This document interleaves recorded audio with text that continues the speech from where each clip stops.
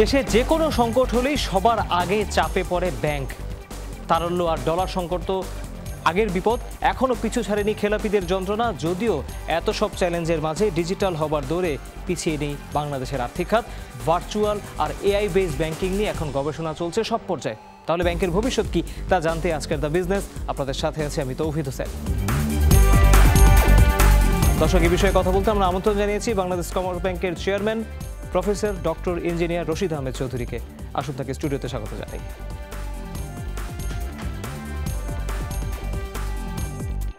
অনেক অনেক স্বাগত। ধন্যবাদ।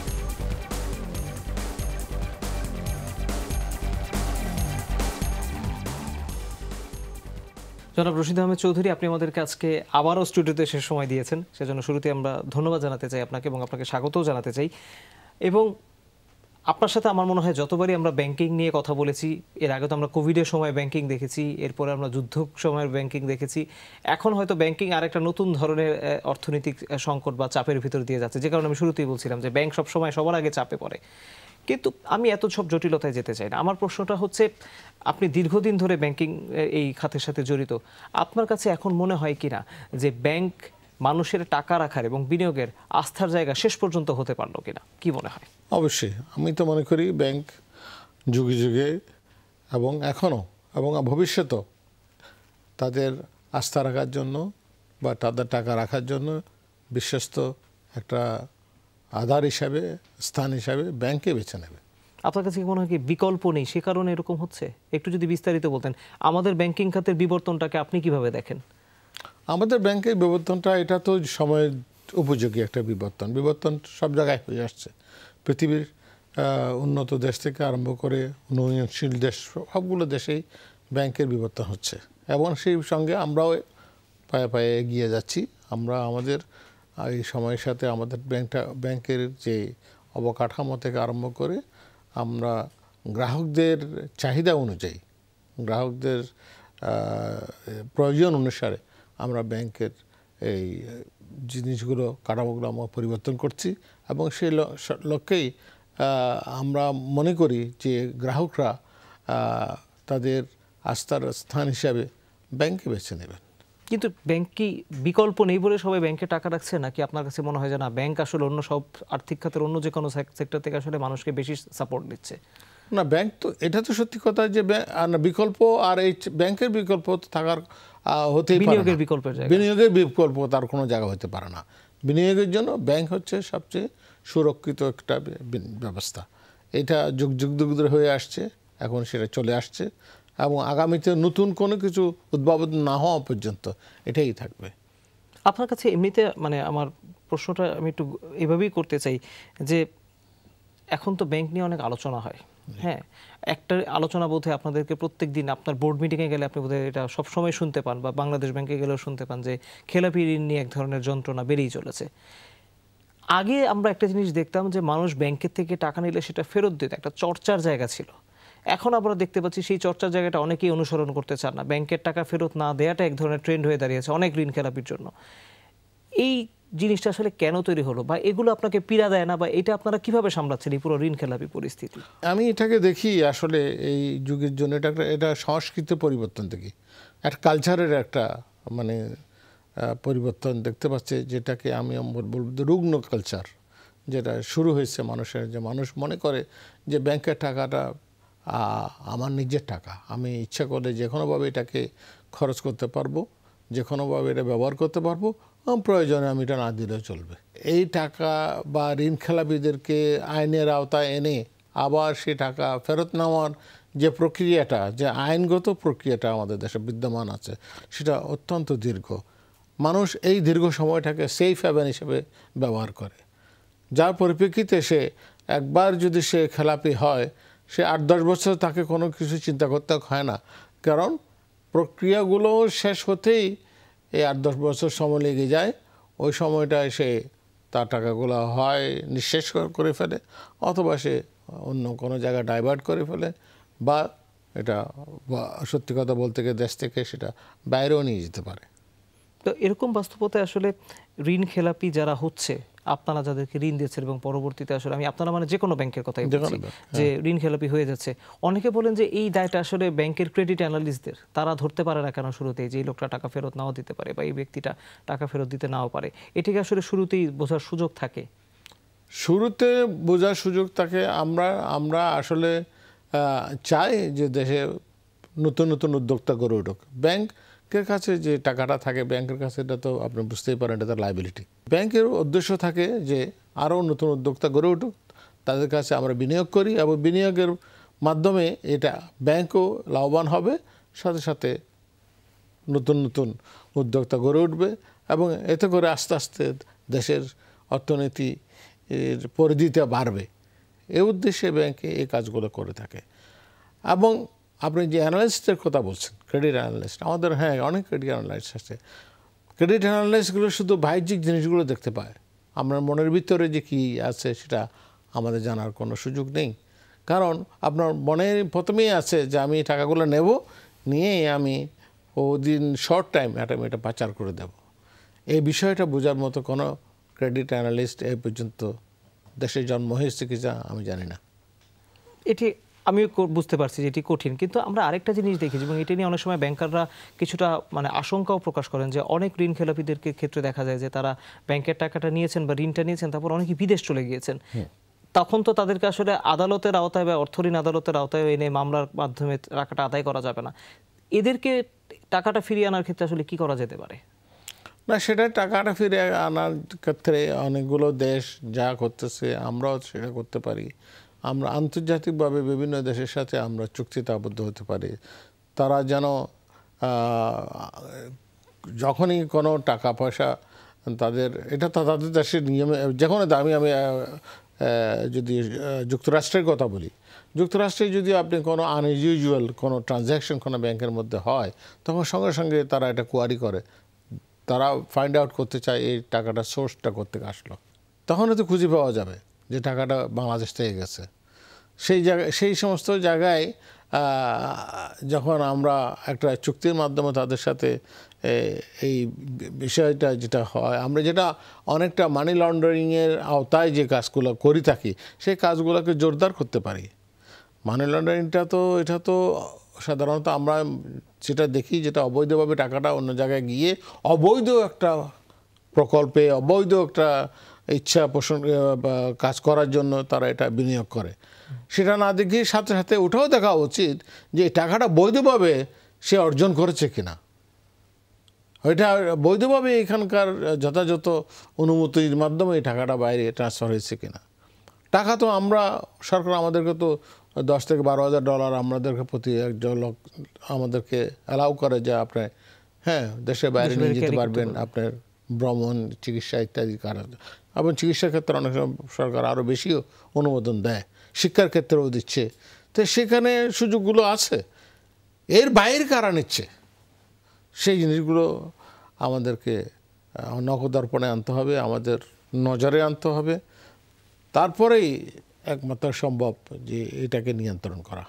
একটা কথা আমাদের দেশের অর্থনীতিবিদরা প্রায় বলেন এবং আপনারা কমার্স ব্যাংক থেকে সেই জিনিসটা ক্যারি করেন আমরা জানি, সেটা হচ্ছে যে অর্থনীতিবিদরা বা গবেষকরা সবসময় বলেন যে বড় ব্যবসায়ীদের থেকে যদি এসএমই ব্যবসায়ীদেরকে ঋণগুলো বেশি করে দেওয়া যায়, তাহলে আমাদের দেশের অনেক এসএমই ব্যবসায়ী আসলে অনেক বড় পরিসরে ব্যবসায় এগিয়ে আসতে পারবেন। এবং কমার্স ব্যাংক থেকে আমি যতটুকু জানি আপনারা এসএমই উদ্যোক্তাদেরকে সবসময় ঋণ দেওয়ার চেষ্টা করেন। এক্সপিরিয়েন্সটা জানতে চাই, যাদেরকে আপনারা এই ছোট ছোট উদ্যোক্তাদেরকে যে ঋণগুলো দেন, সেগুলো কি সময় মতো ফেরত পাওয়া যায়, নাকি সেখানেও আসলে খেলাপি হওয়ার প্রবণতা বেশি? সেখানেও খেলাপি হয় না বলতে পারি না, কিন্তু এখানে খেলাপি হওয়ার সম্ভাবনা কম। এদের কাছ থেকে সহজে আদায় করা যায়। এরা ভয় পায়, এরা টাকাটাকে আসলে সঠিকভাবে ব্যবহার করার জন্য চেষ্টা করে। আমরা ওই জায়গায় কিন্তু সফল আমি বলতে পারবো। এই জন্য আমরা এখনও আমাদের বোর্ড, আমরা এসএমই অর্থাৎ স্মল মিডিয়াম এন্টারপ্রাইজে আমরা ঋণ দেওয়ার জন্য আমরা আগ্রহী। আরেকটা বিষয় সেটা হচ্ছে যে এবার আমি একটু ডলারের বাজারের দিকেও আসতে চাই। সেটা হচ্ছে যে এক ধরনের সংকটের ভেতর দিয়ে যাচ্ছে অনেক ব্যাংক, আমরা শুনতে পারি যে এখনও ফরেক্স এক্সচেঞ্জ ঠিক মতো শুরুই করতে পারেনি, কারণ ডলারের এক ধরনের সংকট রয়েছে। এটি একটি দিক। রেমিটেন্স প্রবাহ বাড়ানোর কথা বারবার বলা হচ্ছে। এই পুরো ডলার সংকটটা আসলে আমরা কিভাবে সমাধান করতে পারি, বা রেমিটেন্সের প্রবাহ বাড়ানোর জন্য কোনো স্পেসিফিক সাজেশন আপনার আছে কিনা?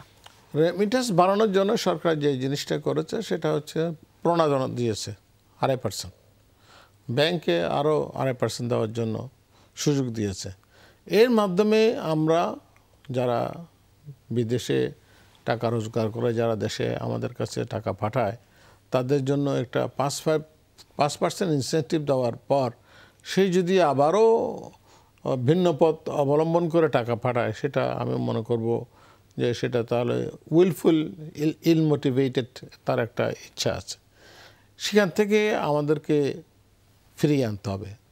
ইদানিং আমাদের বিভিন্ন ব্যাংক বিভিন্ন দেশে বিদেশে ভ্রমণ করতেছে, গিয়ে তাদের সাথে কমিউনিটির সাথে কথা বলতেছে, যারা বিদেশে বসবাস করতেছে তাদেরকে এই টাকা ব্যাংক চ্যানেলের মাধ্যমে পাঠানোর জন্য উৎসাহিত করতেছে, এবং তাদেরকে এই পাঠানোর মাধ্যমে তাদেরকে যে আরও অন্যান্য সুবিধা দেওয়া যায় সেগুলো তাদেরকে বোঝানোর চেষ্টা করা হচ্ছে।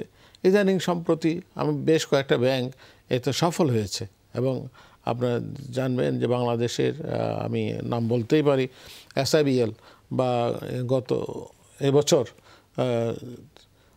বৈদেশিক ফরেন আর্নিংস মানে রেমিটেন্সের মধ্যে দ্বিতীয় স্থান অধিকার করেছে।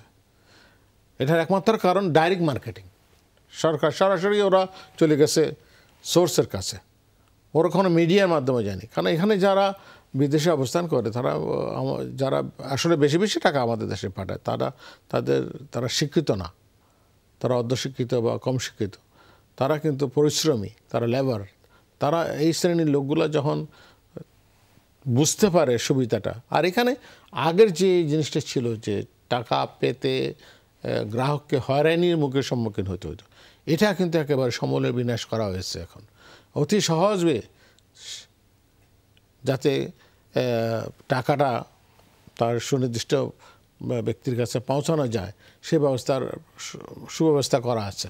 তো সেই লক্ষ্যে এখন মানুষ কোনো রকমের সাফারিংয়ে নেয়। তো সেই লক্ষ্যে আমি মনে করি যে যদি আমরা তাদেরকে কনভিন্স করতে পারি যে না, আপনারা এতে করে আরেকটা জিনিস রাষ্ট্রীয়ভাবে অনেক সময় এদেরকে স্বীকৃতি দেওয়া হয়, এবং তারা এইটাতে গৌরবান্বিত হয়, এবং এতে তারা উৎসাহিত হয়। আপনার কাছে জাস্ট একটা প্রশ্ন করবো, তারপর আমরা একটা বিরতি দেব। আমি নিজে গিয়ে প্রবাসীদের সাথে যখন বিভিন্ন দেশে কথা বলেছি, তারা আমাকে একটা অবজারভেশন দিয়েছে, সেটা হচ্ছে যে ব্যাংক অনেক ধরনের ডকুমেন্টস চায়, অনেক ধরনের তথ্য চায়, অনেক কিছু ফিল আপ করতে হয়, যেটা অন্য কোনো মাধ্যমে পাঠাতে গেলে তাদের এত কিছু করতে হয় না। তো এগুলাকে একটু সহজ করা যায় কিনা, এই প্রসিডিউরগুলোকে বা ডকুমেন্টেশনগুলোকে, এটা নিয়ে তারা প্রশ্ন তোলেন। এটি কি করার সুযোগ আছে? অবশ্যই এটা সুযোগ আছে। আমরা মনে করি আমরা এখনও পেপারলেস ব্যাংকিং করতে চাইতেছি। আমাদের আপনি যদি খেয়াল করে দেখবেন, আমি আমেরিকাতে কিন্তু আজকে না, গত 20 বছর যাবৎ ওরা পেপার ওয়ার্ক রিডাকশনের একটা কর্মসূচি হাতে নিয়েছিল। এই জন্য আমরা দেখেছি তারা প্রত্যেকটা ফর্মের নিচে একটা টোল ফ্রি নাম্বার দিয়েছে। আপনার যদি এই ফর্মটাকে আরও সংক্ষিপ্ত করা যায়, এরকম কোনো যদি আপনার আইডিয়া থাকে আমাদেরকে জানান, এই নাম্বারে ফোন করে জানান। এটার থেকে এখন আমরা দেখছি যে ইদানিং খুব বেশি কিছু মানুষকে, আমাদের যেমন ধরেন এনআইডি একটা নাম্বার সব কিছুই বলে দেয়। আমার আর এনআইডি থাকলে আমার আর কোনো ডকুমেন্টের দরকার নেই। কিন্তু আমাদের দেশে এখনও এনআইডির পরে আবার ওই জাতীয়তা সনদপত্র লাগে। আমি বললাম, আমি যদি এদেশের নাগরিক নাই হই তাহলে আমি এনআইডি কেমনে পেলাম? হ্যাঁ, তারপর আবার জন্ম নিবন্ধন লাগে, আবার বাবার এনআইডি লাগে, মায়ের এনআইডি লাগে, এত কিছু আমার কাছে আমি মনে করি না এটা এটা এটা একেবারে অযৌক্তিক। এতে মানুষকে হয়রানি করা সামিল হয়, এতে মানুষ অসন্তুষ্ট হয়। নিশ্চয়ই তারা আপনারা এই বিষয়ে আরো ভাববেন। আমরা একটি বিরতি দিব জনাব রশিদ, ফিরে এসে আমরা আপনার সম্বন্ধে আরো জানবো। দর্শক, একটি বিরতির পর কমার্স ব্যাংকের চেয়ারম্যানের সাথে আবারও ফিরবো, আমাদের সাথেই থাকুন।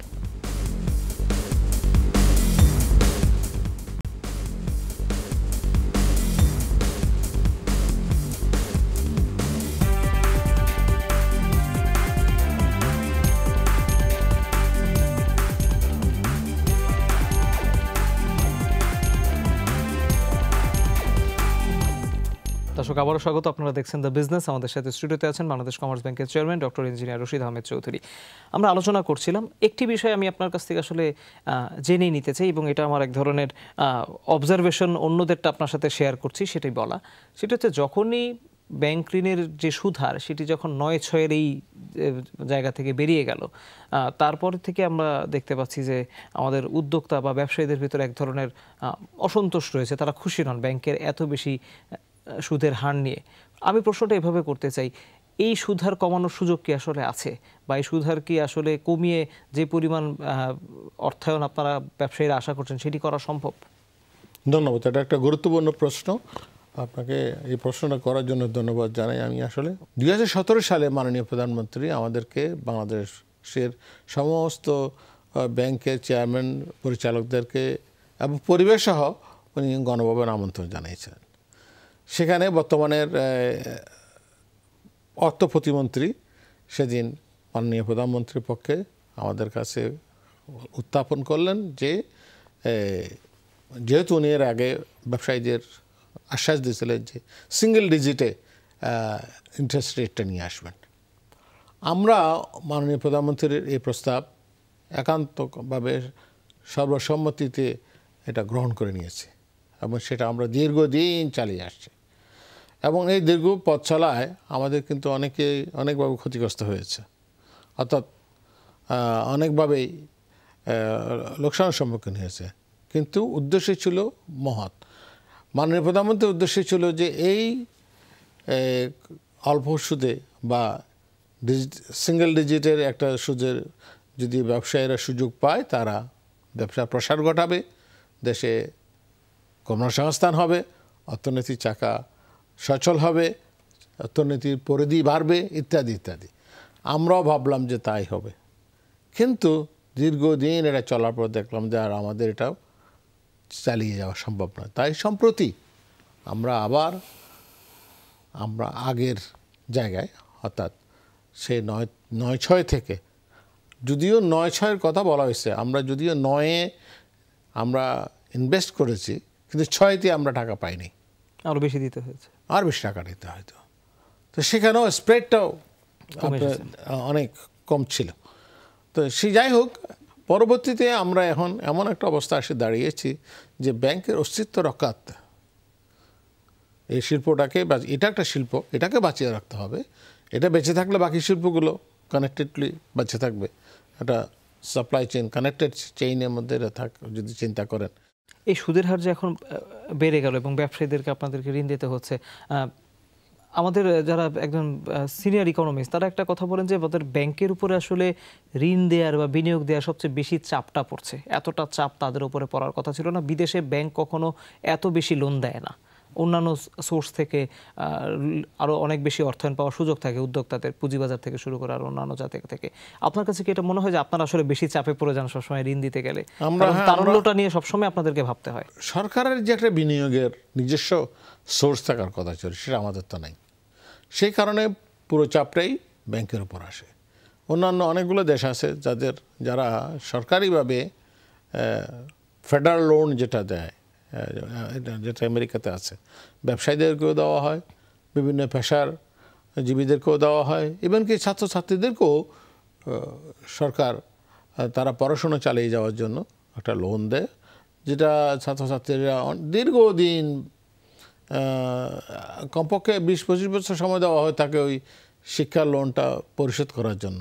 সে অল্প অল্প অল্প অল্প করে এটা পরিশোধ করে, কিন্তু সে ব্যবস্থা তার আমাদের এখানে নেই। যার কারণে এই চাপটা আপনি সঠিকভাবে বলেছেন যে ব্যাংকের উপরেই বর্তায়। আরেকটা বিষয় একটু জানতে চাই, সেটা হচ্ছে যে দীর্ঘদিন ধরে আপনারা অপারেটিং কস্ট কমিয়ে আনার কথা ভাবছেন, বিশেষ করে ব্যাংকের শাখাগুলো পরিসর একটু কমিয়ে আনা যায় কিনা। এবং বিদেশে কিন্তু আমরা দেখি যে এত বড়, এত লাক্সারিয়াস শাখা থাকে না, আরও ছোট পরিসরে সেবাটি দেওয়া হয়। এবং আবার অনেক ব্যাংক দেখছি যে আমরা ডিজিটাল ব্যাংকে আরও বেশি মনোনিবেশ করছে বা বিনিয়োগ করছে। আপনারা কি ভাবছেন জানতে চাই। আর একটা হচ্ছে অপারেটিং কস্ট কমিয়ে আনা আসলে সহজ কাজ কিনা। আমরা এখন মনে করতেছি যে না, বিরাট করে একটা ব্রাঞ্চ করাচ্ছে, একই সেবা আমরা সাব ব্রাঞ্চের মাধ্যমে অল্প লোক দিয়ে আমরা দিতে পারি। আর ডিজিটাল অনলাইন ইন্টারনেট ব্যাংকিংয়ের মাধ্যমে আমরা যে সহজ যে দৈনন্দিন যে ব্যাংকিং নিডগুলো, এগুলো আমরা মানুষকে দোরগোড়ায় পৌঁছে দিতে পারি। তো অতএব এটার মাধ্যমেই আমরা চিন্তা করি যে অপারেটিং কস্টটা এখানে কমানোটা সম্ভব। আরেকটা জিনিস সেটা হচ্ছে যে আমাদের প্রান্তিক মানুষকে আসলে অনেক বেশি ব্যাংকেবল করার সুযোগ আছে এখন পর্যন্ত। মাঝখানে তারা এজেন্ট ব্যাংকিংয়ে একটু সুবিধা পাচ্ছিলেন, এখন আবার দেখলাম যে এজেন্ট ব্যাংকিং হারিয়ে যাচ্ছে, তারা আবার সেই আগ্রহটা হারিয়ে ফেলছে। এজেন্টরাও এখন দেখলাম অনেক ক্ষেত্রে আগ্রহ হারিয়ে যাচ্ছে। সেই ক্ষেত্রে এই উপশাখাগুলো আসলে প্রান্তিক মানুষকে ব্যাংকের আওতায় আনতে কোনো বড় ভূমিকা পালন করতে পারছে কিনা? মানুষ কি আসলে ব্যাংকে টাকা রাখছে? না, অবশ্যই এজেন্ট ব্যাংকিং এর কথা বলতেছেন যে এজেন্ট ব্যাংকিং অনেকে এখনো করছে। চালিয়ে যাচ্ছে, অনেকে চালিয়ে যাচ্ছে। যদিও আমার ব্যাংকের কোনো এজেন্ট ব্যাংকিং নাই, আমরা চিন্তা করতেছি আবার আমরা এজেন্ট ব্যাংকিংয়ে যাব কিনা, এটা এখনো আমরা সিদ্ধান্তে উপনীত হয়নি। তবে উপশাখার মাধ্যমেই কিন্তু আমরা প্রান্তিক মানুষগুলোকে আমাদের ব্যাংকিং সেবার আওতায় আনতে পারি। একই জিনিস, একই যেটা ব্যাংকে শাখা থেকে করতাম সেটা উপশাখা থেকে করতেছে, কারণ সেই উপশাখাটা একটা শাখার আন্ডারে থাকে, কাছাকাছি কোনো একটা শাখার আন্ডারে থাকে, ফলে তাকে সিদ্ধান্ত নিতে কোনো সময় নিতে হয় না বা ব্যাগ পেতে হয় না। আমরা কি এরকম কোনো পরিস্থিতি দেখতে পাচ্ছি বা দেখতে যাচ্ছেন? আপনার কাছে মনে হয় যে ব্যাংকের প্রতিযোগী আসলে সামনে ডিজিটাল ব্যাংক হয়ে যাবে বা ফিনটেক কোম্পানিগুলো হয়ে যাবে, তাদেরকে আসলে আপনার প্রতিযোগী মনে হয় কিনা? এখন তো আমরা নতুন ধরনের ট্রেন্ড দেখছি যে অ্যাসেট ম্যানেজমেন্ট কোম্পানিগুলো এখন বড় পরিসরে আসার জন্য চেষ্টা করছে বাজারে। সেক্ষেত্রে ব্যাংকে আসলে শক্ত কম্পিটিশনে পড়ে যাচ্ছে কিনা? ব্যাংক এটা শক্ত কোনো কম্পিটিশনে পড়বে না। আমার মনে হয় কম্পিটিটিভ যদি একটা সিচুয়েশন হয় তাহলে গ্রাহক বেটার সেবা পাবে, আমরাও কম্পিটিটিভ পাবো। তখন আমরা মানুষের নিড অনুযায়ী আমরা আমাদের সেবাগুলোকে কাস্টমাইজ করব। আচ্ছা, কিছুদিন আগে আমাদের একজন সরকারের উপদেষ্টা তিনি একটি বার্তা দিলেন এবং সেটি আইসিটি প্রতিমন্ত্রীর সাথে কথা বলেই তিনি দিয়েছেন, এবং বলা হচ্ছে যে ইন্টারনেট বন্ধ থাকার এক ধরনের পরিস্থিতি কিছুদিন আগে তৈরি হলো, আমাদেরকে সেটার ভিতর দিয়ে যেতে হয়েছে। তো এখন বলা হচ্ছে যে যেহেতু ব্যবসায়িক কার্যক্রম পরিচালনা করতে হয়, সেজন্য ব্যবসায়ী এবং ব্যবসা প্রতিষ্ঠানকে সাপোর্ট দেয় এমন সহায়ক প্রতিষ্ঠানগুলোতে একটা আলাদা নেটওয়ার্কের আওতায় আনার ভাবনা চলছে সরকারের, এমন একটি বক্তব্য তিনি আমাদেরকে দিয়েছেন। আপনি কি আসলে এটা কি যৌক্তিক সমাধান মনে করেন কিনা এক, এবং এটা আসলে ইমপ্লিমেন্টেবল করলে গ্রাহক পর্যায়ে আপনাদের সুবিধা হবে কিনা? ধন্যবাদ। এটা একটা গুরুত্বপূর্ণ প্রশ্ন। এটা এখন অনেকে এটার গুরুত্ব অনুধাবন করতেছেন, কিন্তু আমি মনে করি যে এটাকে ডেডিকেটেড একটা ইন্টারনেট সার্ভিস শুধু ব্যাংকারদের জন্য বা ব্যবসায়ীদের জন্য করা কি আসলে সম্ভব হবে? এটাতে ইন্টারাপ্টেড হবে না, এটা অ্যাবিউজ হবে না, এটা হওয়ার সম্ভাবনা আছে। এটা এমন একটা জিনিস না এটাকে সহজেই কন্ট্রোল করা যায়। There is a lot of different ways that it could be abused. তো এটা যদি করা, আমি জানি আইসিটি মন্ত্রী মহোদয় এটা কীভাবে চিন্তা করতেছেন, উনি এটার জন্য এক্সপার্টদের সাথে কথা বলা উচিত, এবং এটার সবচেয়ে বড় কথা হচ্ছে এটা সিকিউরিটিটাকে অবশ্যই গুরুত্ব সহকারে দেখতে হবে। সাধারণ গ্রাহকরা তো তাহলে ব্যাংকের ওই সুবিধাটা পাবে না, তাহলে তাদের জন্য তাহলে আমরা কার সাথে কাজ করব? আমাদের শুধু তো ব্যবসা বিজনেস টু বিজনেস না, it has to business to consumer, it has to business to supplier. এদের সবার সাথে আমাদের যোগাযোগ থাকতে হবে।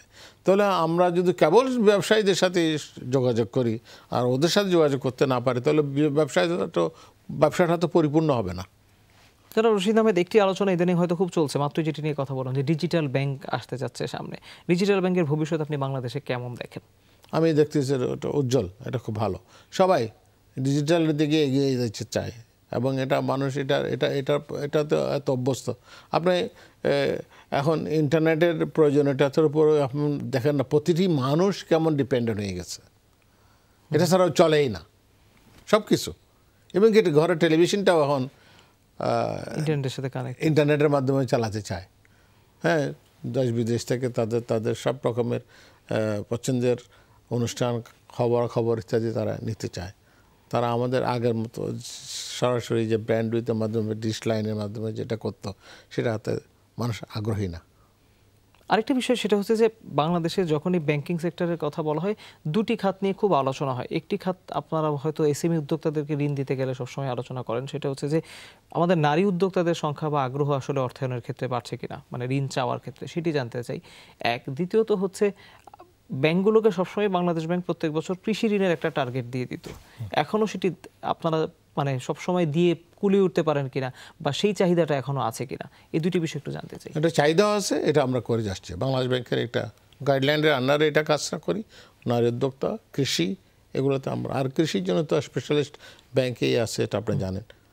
এবং আমরা নারীদের উৎসাহিত করি, যে আমরা চাই যে নারীরা স্বাবলম্বী হোক, এবং এই জন্য আমরা ওদের জন্য বিভিন্ন স্কিম রয়েছে, সেই স্কিমগুলোর আওতায় তাদেরকে আমরা সাধারণত ঋণ সহায়তা দিয়ে থাকি। এবং কি একজন নারী বা পুরুষ বলেন 4 লক্ষ টাকা পর্যন্ত কোনো রকমের জামানত ছাড়া আমরা টাকা দিয়ে দিই। এই প্রশ্নটাই আমি একটু ঘুরিয়ে করতে চাই, সেটা হচ্ছে যে উদ্যোক্তাদের সাথে যখন আমরা কথা বলি, তারা যেটা বলেন যে অনেকে এরকমও বলেন, বোদ্ধারাও বলেন যে বাংলাদেশের ব্যাংকগুলো যে পরিমাণ ডকুমেন্ট চায় বা যে পরিমাণ ঋণ দেওয়ার আগে এত কাগজ বা চায়, এটা এত বেশি অন্যান্য দেশে চায় না। আপনি কি তাই মনে করেন? বিশেষ করে নারীদের জন্য কি এই উপায়টা একটু সহজ করার সুযোগ আছে? কারণ অনেক ক্ষেত্রে দেখা যায় তারা খুব অল্প পুঁজি নিয়ে শুরু করে, বা অন্য কারো পরিবারের কারো কাছ থেকে পুঁজি নিয়ে ব্যবসাটা শুরু করে, তাদের জন্য আসলে সবসময় সেরকম নথি দেওয়ার সুযোগ থাকে না। এখানে আমরা একটা যে জিনিসটা, যেহেতু আমরা কোনো রকমের সিকিউরিটি বা নিরাপত্তা ছাড়া কোনো উদ্যোক্তাকে আমরা ঋণ দিতে যাই, তখন আমাকে একটু চিন্তা করতে হয় যে ওনার অস্তিত্বটা। আমি আজকে উনি যে জায়গায় আছেন, আগামীকাল ওনাকে কাল ওখানে ওই জায়গায় খুঁজে পাবো কিনা, ওই জিনিসটা নিশ্চিত করার জন্য আমরা হয়তো কিছু বাড়তি জিনিস ওনার কাছ থেকে জানতে চাই। এটার মানে এটা না যে ওনাকে আমরা হয়রানি করতে চাই, এটা হচ্ছে ব্যাংকের নিরাপত্তার জন্য। ব্যাংকের যে টাকাটা দেবে, আমরা তো জানেন না, ব্যাংক ইন্টারমিডিয়েটারি ব্যবসা করে। আপনার টাকা নিয়ে আমি নিই, আমার টাকা আমি আপনার ভাইকে দিচ্ছি। এই যে সাইকেলিক অর্ডারে আমাদের যে টাকাগুলো ঘুরতেছে, এই ঘোরার মাঝখানে আমরা ব্যাংকে কিছু টাকা লাভ করি, সেটা স্প্রেডটা অত্যন্ত কম এখন। সেটার মধ্যে আসে আমার ব্যাংকের অপারেশনাল কস্ট, স্যালারিজ, ওগট, এভরিথিং। তো সেই জায়গায় যখন আমি একজন লোককে 4 লক্ষ টাকা কোনো রকমের জামানত ছাড়া দিচ্ছি, তো তার একটু বৃত্তান্ত, তার ব্যাকগ্রাউন্ড আমার একটু জানা দরকার। আসলে সে টাকাটা নিয়ে কি করবে? সবাই তো বলবে যে আমি নিয়ে ব্যবসা করব। তুমি কি ব্যবসা করবা? আর সেই ব্যবসাটা কি আমি যদি জানতে চাই তার কাছে, আর সেই ব্যবসা সম্পর্কে যদি তার যদি কোনো আইডিয়া না থাকে, তাকে আমি লোন দেবো কী করে? শুধু এই জিনিসগুলো হয়। এবং এগুলো জানার, আমি আরেকটা জিনিস এটা আপনাকে বলে রাখি, এগুলো জানতে চাওয়ার যে জিনিস, যে পদ্ধতি, যে মেথডোলজি আছে, সেটা অনেকে জানে না, যার কারণে প্রশ্নটা আমাদের কাছে অফেন্ডেড হয়ে যায় অনেকে এই প্রশ্নগুলো। এটাই হচ্ছে মূল সমস্যা। ওকে, আমরা আরেকটি বিরতি নিব। বিরতির পর ফিরে এসে আমরা আপনার বিষয়ে আরও বেশি জানতে চাবো। আমরা আপনাকে র্যাপিড ফায়ার কোশ্চেনগুলো করবো। দর্শক, এটি বিরতির পর খুব দ্রুত ফিরছে, আমাদের সাথে থাকুন।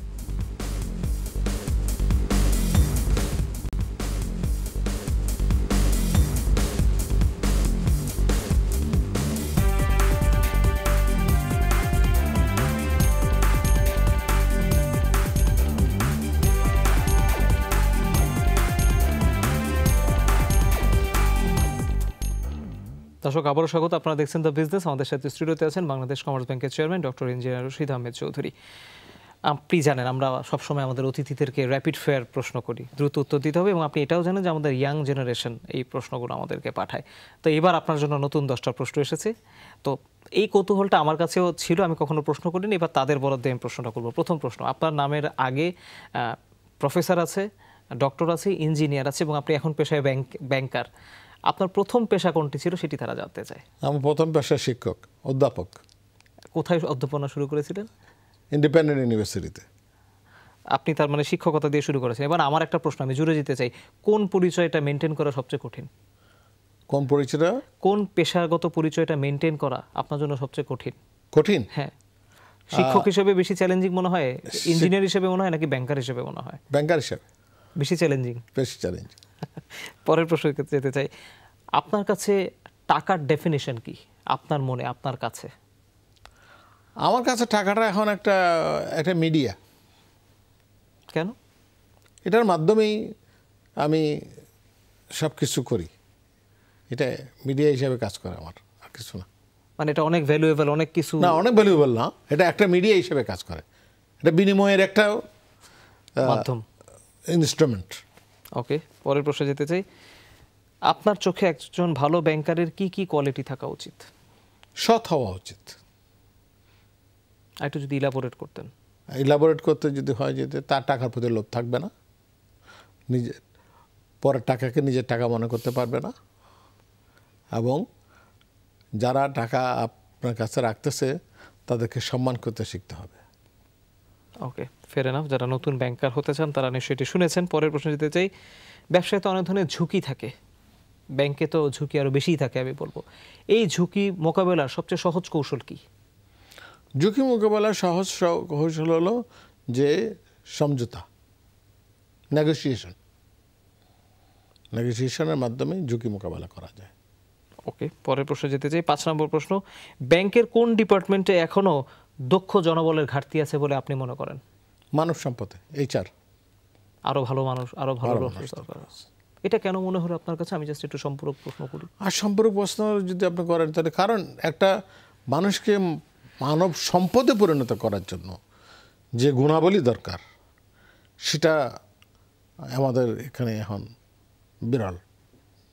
আরো দক্ষ জনবল, আরও এর দক্ষতা বাড়ানো, এর অ্যাবিলিটি সক্ষমতা বাড়ানো, একে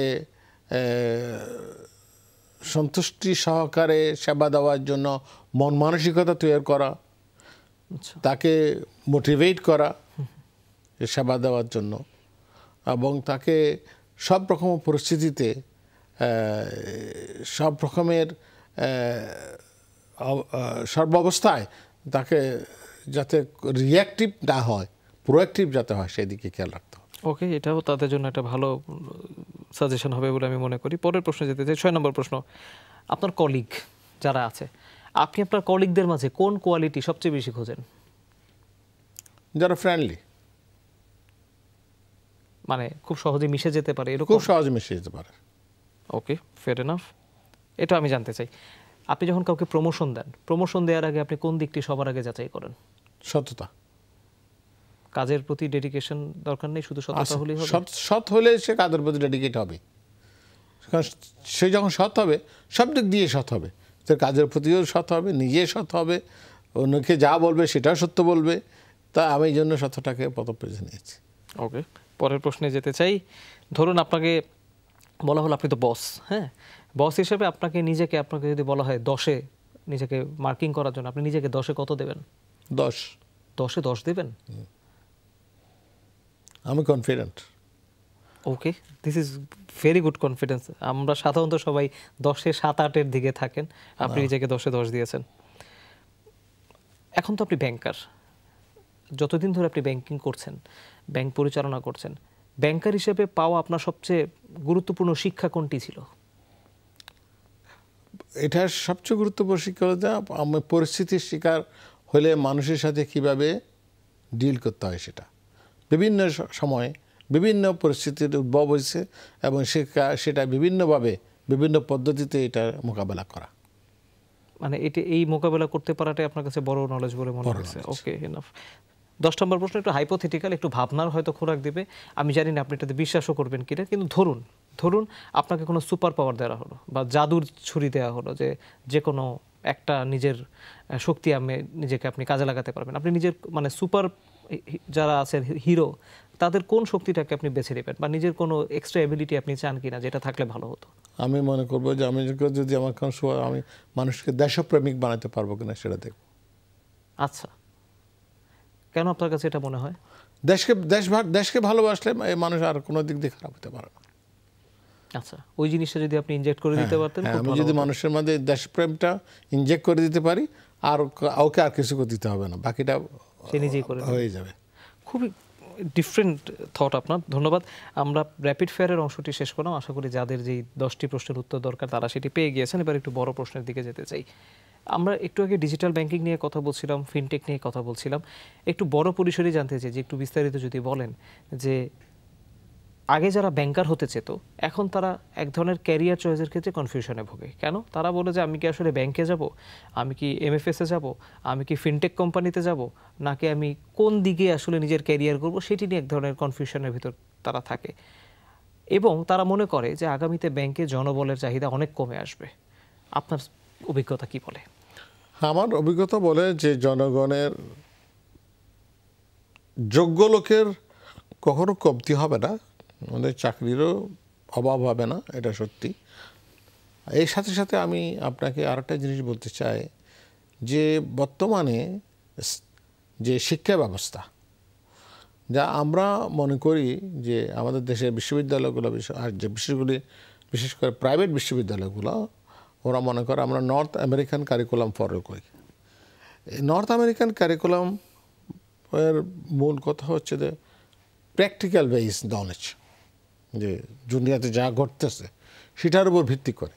আমরা সেই 1960 সালের কোনো থিওরিকে আমি 2024 সালে ইমপ্লিমেন্ট করতে চাই না। 2024 সালের জন্য কোন পলিসিটা এখন অ্যাপ্রোপ্রিয়েট সেটাকে খুঁজে বের করা, এই নলেজটা এখন দেওয়া হচ্ছে বিভিন্ন বিশ্ববিদ্যালয়ের ছাত্রছাত্রীদেরকে। এখন এই জন্য আমি অনেক ব্রাইট স্টুডেন্ট আমি দেখতে পাই, যে বিশেষ করে প্রাইভেট বিশ্ববিদ্যালয় থেকে যারা বেরিয়ে আসে, তাদের চিন্তা ভাবনা, তাদের পড়াশোনার আউটপুটটা অনেক উন্মুক্ত।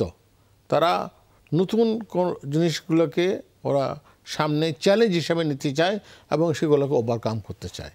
এই যে আপনি আজকে অ্যাসেট ম্যানেজমেন্টের কথা বললেন, যে অ্যাসেট ম্যানেজমেন্টে কারা কাজ করবে? অ্যাসেট ম্যানেজমেন্ট যারা কাজ করতে যাবে, তখন তারা দেখবে যে এই অ্যাসেটটা কখন, কিভাবে, কার কাছে, কোন মার্কেটে, কোন অবস্থায় মোর ভ্যালুয়েবল হবে। এই অ্যানালাইসিসটা তার করার সুযোগ হবে যদি সে এই ধরনের শিক্ষা ব্যবস্থা থেকে বেরিয়ে আসে। আমি বিশ্বাস করি, আমি আশাবাদী যে এখন যে সমস্ত ছেলেপেলেরা বেরিয়ে আসতেছে, তারা এই পেশায় সংযুক্ত হবে। এটা শুধু তাকে নিজেকে সমৃদ্ধ করবে না, এটা সমস্ত ব্যবসায়ী সমাজকে সমৃদ্ধ করবে। নতুন একটা এরা সৃষ্টি হবে এবং দেশে নতুনভাবে অর্থনীতিতে তারা আরেকটা শক্তি হিসেবে কাজ করবে। তার মানে আগামীতে ব্যাংকারের চাহিদা কমে আসবে? ব্যাংকারের চাহিদা কমবে, এরাই তার স্থান দখল করবে। ওকে, একটা জিনিস আলোচনা হয়, আপনি নিশ্চয়ই খেয়াল করেছেন যে এখন অনেক ধরনের স্টার্ট আপ ফান্ড আছে, অনেক ধরনের ভেঞ্চার ক্যাপিটাল আছে, যারা এখন বাজারে আসে এবং তারা নতুন উদ্যোক্তাদেরকে বা যারা স্টার্ট আপের ভালো ভালো আইডিয়া নিয়ে আসে তাদের পেছনে ইনভেস্ট করে এবং সেটার একটি অংশ তারা হয়ে যায়, ব্যবসায়িক অংশীদারিত্ব থাকে তাদের ভিতরে। আমার কাছে মনে হয় যে ব্যাংক চাইলেও এই কাজটি করতে পারে। ব্যাংক চাইলেও এক ধরনের স্টার্ট আপ ফান্ড নিজের তৈরি না করলেও এক ধরনের অ্যাসেট ম্যানেজমেন্ট কোম্পানির নতুন মানে স্টাইলে তারা আসতে পারে, যে যাকে আমরা এসএমইদেরকে বিনিয়োগ করছি ধরুন, তাদেরকে আমি শিখিয়ে দিচ্ছি যে কীভাবে ব্যবসাটা করতে হবে, বা সেটাকে আমি এক ধরনের ফলো আপের ভিতরে রাখলাম। এই চর্চাগুলো পশ্চিমা দেশে আছে, আমরা কেন এটা করি না? এটা আমরা করি না, আমাদের কালচার এটা ছিল না। আমাদের কালচারে পরিবর্তন হতে হবে, সংস্কৃতি পরিবর্তন হতে হবে। হ্যাঁ, আমরা যদি এটা একটা জিনিস, আপনার আইডিয়াটা যদি আমরা বাংলাদেশ ব্যাংক এবং অর্থ মন্ত্রণালয় যদি এগুলা যৌথ উদ্যোগে এই বিষয়গুলো নিয়ে আসে, আমাদের মাঝে নিয়ে আসে, সেই জিনিসটা আমরা কাজে লাগাতে পারি। আমরা তো প্রতিনিয়ত ট্রেনিং করতেছি। ট্রেনিংয়ের যেমন আমার ব্যাংকে একটা দক্ষ একটা ট্রেনিং ইনস্টিটিউট আছে, এটা রেগুলার একজন ট্রেনিংয়ের একজন প্রিন্সিপাল আছে এবং তার আন্ডারে বেশ কয়েকজন লোক কাজ করে। আমরা বিভিন্ন এক্সপার্টদেরকে বিভিন্ন সময় বিভিন্ন জায়গা থেকে নিয়ে আসি, তাদের মাধ্যমে আমাদের এমপ্লয়ীদেরকে আমরা প্রতিনিয়ত, অর্থাৎ নতুন নতুন নলেজের টুলস গুলো আমরা তাদেরকে শেখানোর চেষ্টা করি। যে সেভাবেই কিন্তু আমরা ইচ্ছা করলে এই কাজগুলো আমরা শুরু করতে পারি। আপনি যখন কোথাও অর্থায়ন করেন বা ঋণ দেন বা বিনিয়োগ করেন, আপনি কোন সেক্টরগুলোকে এখন বেশি প্রায়োরিটাইজ করেন? ফুড সেক্টরটাকে আমি, এগ্রিকালচারটাকে আমি মানে অনেক বেশি গুরুত্ব সহকারে দেখতে চাই। কারণ এটা কেবলমাত্র যে অর্থনৈতিকভাবে আমাদেরকে সমৃদ্ধ করবে তা না, এটা দেশের যে মানুষের যে খাদ্যের যে স্বয়ংসম্পূর্ণ করা, এটার দিকে এরা কাজ করবে। এই জন্য ফুডটাকে আমি প্রথম প্রায়োরিটি দিতে চাই। শেষ একটি প্রশ্ন করতে চাই, এই প্রশ্ন আমি আপনাকে আগেও করেছি, আমি আবারও 2 বছর পরের বাস্তবতা আপনার কাছ থেকে জানতে চাই। 1 দশক পরে বাংলাদেশের ব্যাংকিং ইন্ডাস্ট্রিকে আপনি কোথায় দেখেন? অবশ্যই 1 দশক পরে আমি বাংলাদেশের এই ব্যাংকিং সেক্টরটাকে আরও একটা যে কোনো উন্নত দেশের সাথে তুলনা করার মতো অবস্থায় দেখতে চাই। আমরা তেমনটি আশা করি। আপনি আমাদেরকে এতক্ষণ ধরে সময় দিয়েছেন, সেজন্য আপনাকে আবারও অসংখ্য ধন্যবাদ আমাকে আমন্ত্রণ জানানোর জন্য। দর্শক, তার মানে হচ্ছে এখন তো অনেক ধরনের ফাইন্যান্সিয়াল ইনস্টিটিউশন হয়ে গিয়েছে। আমরা আগে শুধু ব্যাংক দেখতাম, যেটি নিয়ে আলোচনা হচ্ছিল, এখন এমএফএস চলে এসেছে, এখন মিউচুয়াল ফান্ড চলে এসেছে, এখন নন ব্যাংকিং অনেক ফাইন্যান্সিয়াল ইনস্টিটিউশন চলে এসেছে।